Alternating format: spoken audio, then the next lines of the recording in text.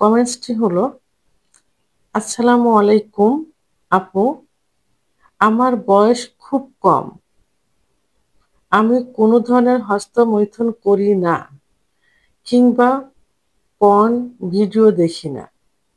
কিন্তু আমার পেনিস ৮ ইঞ্চি এবং আমার পেনিস থেকে এক ধরনের বীর্য বাহির হয়, যার কারণে আমার শরীর দুর্বল হয়ে যায় এবং মাঝে মধ্যে আমার পেনিস পাবলিক প্লেসে দাঁড়িয়ে যায়। এখন আমার করণীয় কি? দেশের এবং প্রবাসের ভাই বোনদের প্রতি সালাম। আসসালামু আলাইকুম। আমি প্রভাষক ডাক্তার রিক্তা পারভীন, হোমিওপ্যাথি এবং আয়ুর্বেদিক চিকিৎসক। আজকে খুব গুরুত্বপূর্ণ একটা বিষয় নিয়ে আলোচনা করব, যে বিষয়টা সম্পর্কে অধিকাংশ পুরুষের ভুল একটা ধারণা থাকে। এই ভুল ধারণার থেকে আজকে এই বিষয় নিয়ে আলোচনা করব। তো বিষয়টি আজকে আমার এক শুভাকাঙ্ক্ষী আমাকে কমেন্টস করেছেন।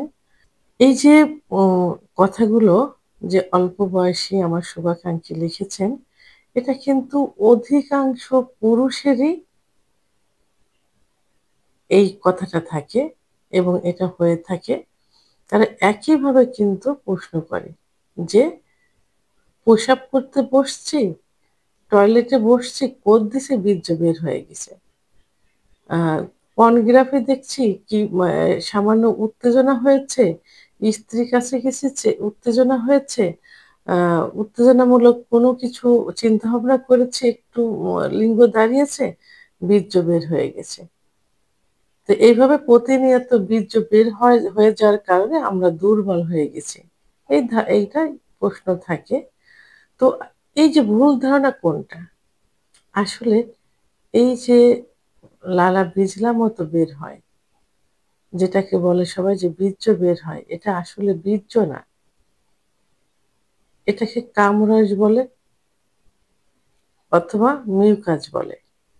যেমন স্ত্রীর সঙ্গে যখন সহবাস করা হয়, তখন স্ত্রীকে ফোর ফেলে করলে অর্গাজম হয়, অর্থাৎ কামরাস বের হয়, যার কারণে সহবাসে স্ত্রীরা কোনো কষ্ট পায় না, কারণ যোনিপথ পিচ্ছিল্য হয়ে যায়, কোনো ব্যথা লাগে না, জ্বালা যন্ত্রণা হয় না। তো এটা কিন্তু ক্ষুধা প্রদত্ত। যে মহিলাদের এটা হয় না, তাদের কি করা হয়? চিকিৎসা দেওয়া হয়। কারণ সেক্স হরমোন কমে গেলে যৌন অক্ষমতা আসে। তো এখন পুরুষের যেটা বের হচ্ছে, এটাও কিন্তু সেটা কামরস বা মিউকাস। যখন স্ত্রীর সঙ্গে সহবাসে যাওয়া হয়, তখন যদি এই কামরস বের হয় বা মিউকাস বের হয়, তাহলে সহবাসটা কিন্তু খুব স্বাভাবিক হয়ে যায়।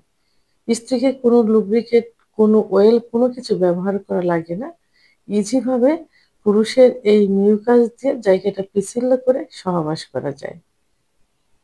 তাহলে এই ভুল ধারণাটা আজকের থেকে মুক্ত হতে হবে যে এটা বীর্য না, এটা কামরস বা মিউকাস।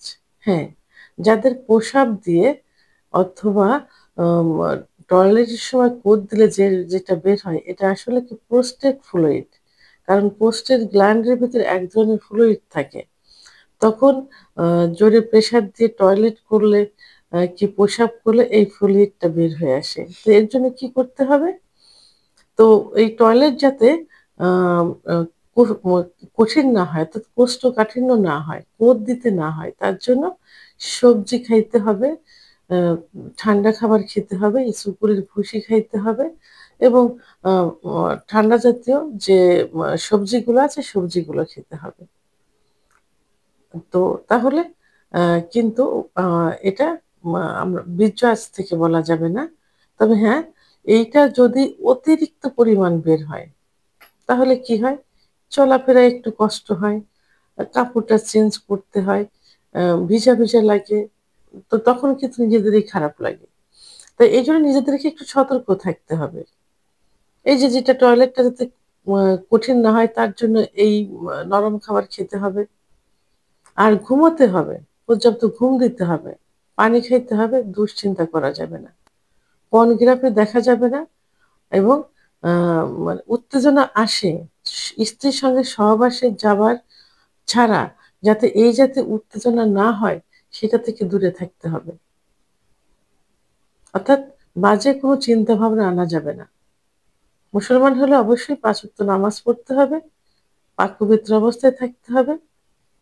তাহলে কিন্তু এই উম মিউকাসটা বের হবে না। তারপরেও যদি অতিরিক্ত মিউকাস বের হয় তাহলে কি করতে হবে? ডাক্তারের শরণাপন্ন হতে হবে। ডাক্তারের সঙ্গে আলোচনা করতে হবে এবং হোমিওপ্যাথিতে এই মিউকাস বন্ধ করার জন্য খুব ভালো মেডিসিন রয়েছে। ১ টা ২ টা মেডিসিন খেলেই কিন্তু এটা ঠিক হয়ে যায়। তাহলে অবশ্যই একজন রেজিস্ট্রারকৃত হোমিওপ্যাথি ডাক্তারের শরণাপন্ন হতে হবে। এবং আমার এই ভক্তটা আরেকটা যেটা বলেছেন সেটা হলো যে উম আ তার শরীর দুর্বল হয়ে যাচ্ছে এবং পাবলিক প্লেসে গেলে তার পেনিস উত্থান হচ্ছে, দাঁড়িয়ে যাচ্ছে।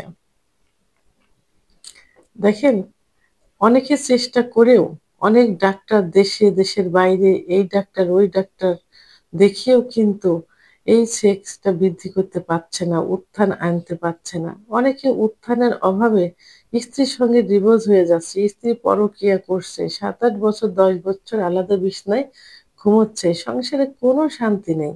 এই উত্থান না হওয়ার কারণে। তো এখন আপনাদের বা আপনার যে উত্থান হচ্ছে এটা আল্লাহর কাছে হাজার শুকরিয়া আদায় করতে হবে। কিন্তু পাবলিক প্লেসে কেন উত্থান হবে? এটা নিশ্চয়ই আপনার ভুল। ভুলটা কি? আপনি তখন নিশ্চয়ই এইসব চিন্তাভাবনা করেন অথবা পাবলিক প্লেসে কোনো মেয়ে যাচ্ছে, কোনো শর্ট কাপড় পরে অথবা ওই জাতীয় কোনো পোশাক পরে অথবা এমন কিছু দেখছেন যে আপনার সেক্স উত্তেজনা চলে আসছে। তো এটা থেকে নিজেকে কন্ট্রোল করেন। ওদিকে তাকাবেন না। নিজেকে সংযত করতে হবে। তাকালেও দেখলেন ওটার চিন্তা ভাবনা করা যাবে না। সেক্সুয়াল কোনো উত্তেজনা ভিতরে আনা যাবে না। তাহলেই কিন্তু ঠিক হয়ে যাবে। এখন এইটা যদি আপনি ওষুধ দিয়ে বন্ধ করতে চান তাহলে আপনার তো সেক্স নষ্ট হয়ে যাবে। আর এই জাতীয় অপচিকিৎসা কোনো ডাক্তার আপনাকে দিবেন না। তাহলে নিজে কন্ট্রোল হতে হবে। চোখকে হেফাজত করতে হবে। মনকে কন্ট্রোল করতে হবে। স্ত্রী ছাড়া পার্টনার ছাড়া সেক্সুয়াল চিন্তাভাবনা কখনো মাথায় আনা যাবে না। নিজেকে একটু কন্ট্রোল করেন, নম্র ভদ্রতার ভিতর চলে আসেন, ইসলামের রীতিনীতিগুলো মেনে চলেন অথবা যারা অন্য ধর্মের আছে তাদের নিজস্ব ধর্মগুলো মেনে চলেন, দেখবেন সব ঠিক হয়ে যাবে। আর এই ভুল চিন্তাভাবনা আজকে থেকে বন্ধ করতে হবে যে বীর্য, সহবাস ছাড়া কখনো আর মাস্টারবেশন ওই জাতীয় ছাড়া স্বাভাবিকভাবে যেটা ইচ্ছা উত্থান হলে একটু লালা বিজলা যাচ্ছে এটা বীর্য না, এটা মিউকাস অথবা কামরস। এটা আপনার সহবাসকে খুব আ সুন্দর করবে। উম সহবাসে খুব আরামদায়ক করবে স্বামী-স্ত্রী উভয়েরই। ভিডিওটি সম্পর্কে যদি কোনো মতামত থেকে থাকে অবশ্যই কমেন্টের মাধ্যমে জানাবেন। আর ভিডিওটি ভালো লাগলে লাইক, কমেন্ট, সাবস্ক্রাইব করে আমার সঙ্গে থাকুন। আল্লাহ হাফেজ।